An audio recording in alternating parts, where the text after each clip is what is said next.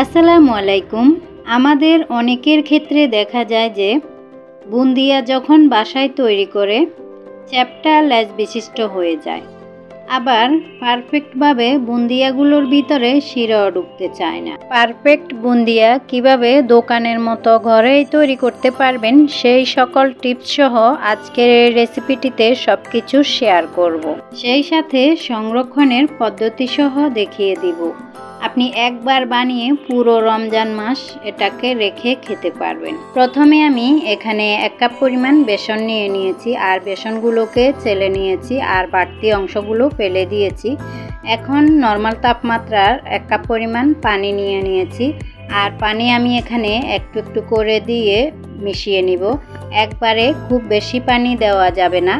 আর আপনি বেসনগুলো অবশ্যই চেলে নেবেন, এতে করে আপনার বেসনের গোলাটা অনেক বেশি স্মুথ হবে আর বুন্দিয়াগুলো অনেক পারফেক্ট হবে। এখানে একবারে বেশি পানি দেওয়া যাবে না, একটু একটু করে পানি দিলে আপনার বেসনের গোলাটা দলা পেকে যাবে না। আর সেই সাথে এটা যদি আস্তে আস্তে সময় নিয়ে এই গোলাটা তৈরি করেন তাহলে কিন্তু বুন্দিয়াগুলো একবারে ফুলকো ফুলকো হবে, বুন্দিয়ার ভিতরে শিরাও ঢুকবে খুব ভালোভাবে। তো ভিউয়ার্স, আমি এই বেসনের গোলাটাকে খুব ভালোভাবে 10 মিনিটের মতো ফেটিয়ে নিয়েছি, দেখতেই পাচ্ছেন। এখন কিভাবে বুঝবো বেসনের গোলাটা পারফেক্টভাবে তৈরি হয়েছে কিনা? আমি কিছুটা গোলা উপর থেকে ধরলে যখন দেখব যে বেসনের গোলা নিচে দাগ রয়েই যাচ্ছে, এই যে দেখুন নিচে পড়ে গিয়ে কিন্তু দাগগুলো রয়েই যাচ্ছে, তখন বুঝতে হবে কিন্তু পারফেক্টভাবে গোলাটা তৈরি হয়ে গিয়েছে। আর দোকানের বুন্দিয়াগুলোতে কিন্তু কিছুটা লাল বুন্দিও থাকে, দেখতেও কিন্তু অনেকটা সুন্দরই লাগে, তাই না?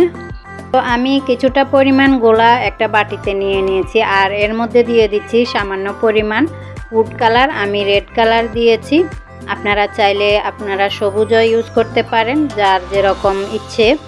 আমি এটাকে নিয়ে খুব ভালোভাবে মিশিয়ে নিয়েছি, দেখতেই পাচ্ছেন। তো এখানে আমার 1 কাপ পানি থেকে 4 ভাগের 3 ভাগ পানি লেগেছে আর 1 ভাগ পানি রয়ে গিয়েছে, দেখিয়ে দিলাম।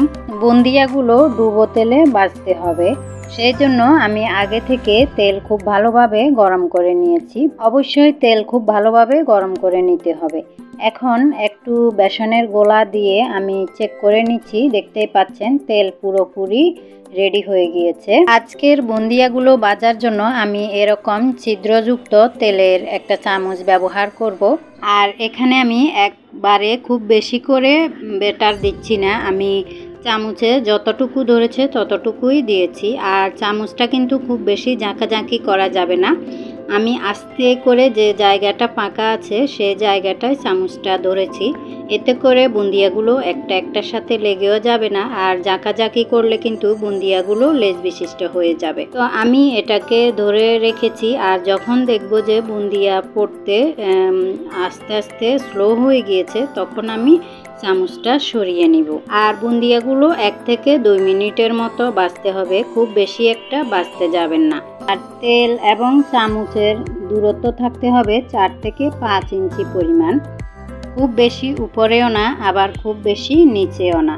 আর যতবার আপনি এই ব্যাটারটা চামচে নেবেন ততবার চামচটাকে খুব ভালোভাবে ক্লিন করে নিতে হবে।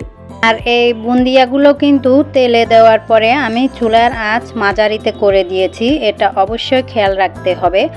আর চুলার আঁচ বারবার বাড়ানো কমানো যাবে না, শুরুতে হাই হিটে তেল খুব ভালোভাবে গরম করে নিতে হবে, তারপরে চুলার আঁচ মাঝারিতে করে দিতে হবে। আর দেখতেই পাচ্ছেন বুন্দিয়া কিন্তু হয়ে গিয়েছে, এভাবে আমি একে একে সবগুলো বুন্দিয়া ভেজে নিব। ভিউয়ার্স, দেখতেই পাচ্ছেন আমার বুন্দিয়াগুলো কতটা টুসটুসে গোল গোল হয়েছে, একটাও কিন্তু লেজ বিশিষ্ট হয়নি, তবে 2-1টা থাকতেই পারে, তাই না? এটাই স্বাভাবিক, কিন্তু একেবারে গোল গোল ফুলকো ফুলকো হয়েছে। এবার আমি সেই একই নিয়মে আমি লাল বুন্দিয়াগুলো ভেজে নিচ্ছি। আমি চামচে পরিমাণ মতো ব্যাটার দিয়ে দিয়েছি, আর চামচটাকে একটু আলতো হাতে ধরে রেখেছি, এতে করে বুন্দিয়াগুলো পড়ে যাচ্ছে। যতক্ষণ নিজে নিজে বুন্দিয়াগুলো পড়তে থাকবে ততক্ষণ ধরে রাখবেন। তো আমি এই বুন্দিয়াগুলোকেও ভেজে উঠিয়ে নিচ্ছি, দেখতেই পাচ্ছেন কতটা ফুলকো ফুলকো গোল গোল স্মুথ হয়েছে। একবারে পারফেক্টভাবে তৈরি হয়ে গিয়েছে। তো এই বুন্দিয়াগুলোকে আপনি একটা টিস্যুর উপরে রেখে দিলে এক্সট্রা তেলগুলো শুষে নিবে। তো বুন্দিয়ার উপরের অংশটা কিন্তু খুবই ক্রিস্পি হয়েছে। আর এগুলোকে আমি একটা এয়ারটাইট বক্সে ভরে এভাবে রেখে দিলে কিন্তু পুরোটা রমজান মাস জুড়ে খাওয়া যাবে। শুধু বের করে গরম গরম শিরাতে রেখে দিলেই হচ্ছে বুন্দিয়া রেডি হয়ে যাবে। এভাবেই আপনারা করতে পারেন। ওই বুন্দিয়াগুলো নর্মাল তাপমাত্রায় আসলে তারপরে এয়ারটাইট বক্সে রাখবেন। এতে করে আপনার সময়টাও কিন্তু বেঁচে যাবে, কাজটাও অনেক সহজ হয়ে যাবে। সেই সাথে সেই রমজান মাসে কিন্তু আপনি ইবাদত করতে পারবেন। এখন চলুন বুন্দিয়ার জন্য শিরাটা তৈরি করে নিই। একটা প্যানে আমি 1 কাপ পরিমাণ চিনি নিয়ে নিয়েছি মেজারমেন্ট কাপে, আর হাফ কাপ পরিমাণ পানি নিয়ে নিয়েছি। নেড়ে চেড়ে চিনিগুলোকে গলিয়ে নিতে হবে। আর চিনি গলে গেলে এর মধ্যে আমি দিয়ে দিব 1 পিস লেবুর রস।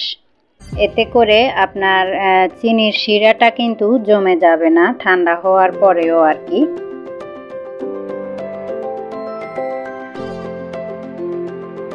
এখন নেড়ে চেড়ে মিশিয়ে দিচ্ছি। আর এর মধ্যে দিয়ে দিচ্ছি 1 চা চামচ পরিমাণ ঘি। এতে করে মনে হবে যে আপনার বুন্দিয়াগুলো ঘিয়ে ভাজা সম্পূর্ণ। তো আমি ঘিটাকে খুব ভালোভাবে নেড়ে চেড়ে মিশিয়ে দিচ্ছি।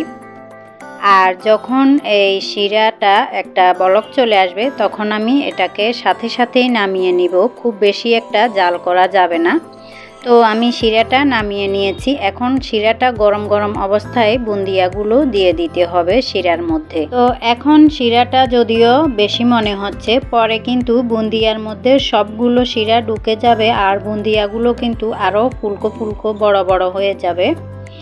আর অবশ্যই শিরাটা যেন ঠান্ডা না হয় সেদিকে লক্ষ্য রাখতে হবে। শিরা ঠান্ডা হলে কিন্তু বুন্দিয়ার মধ্যে যাবে না।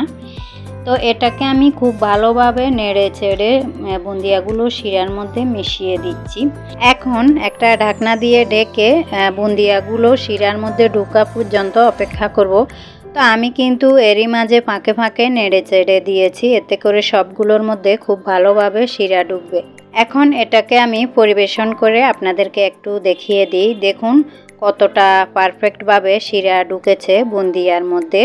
তো বুন্দিয়া বানানোর জন্য ভিডিওতে বলা সবগুলো টিপস ফলো করে একবার হলেও বাসায় ট্রাই করে দেখবেন। আশা করি আপনারাও পারফেক্ট বুন্দিয়া ঘরেই তৈরি করতে পারবেন। দেখেই হয়তোবা বুঝতে পারছেন বুন্দিয়াগুলো কতটা পারফেক্ট হয়েছে এবং রসালো হয়েছে। এখন আপনাদেরকে একটা বুন্দিয়া দেখিয়ে দিই ভিতরে কতটা রসালো হয়েছে। আজকে তাহলে এখানে বিদায় নিচ্ছি। যে যেখানে থাকবেন সবাই ভালো থাকবেন, সুস্থ থাকবেন আর আমার চ্যানেলটির পাশেই থাকবেন। আল্লাহ হাফেজ।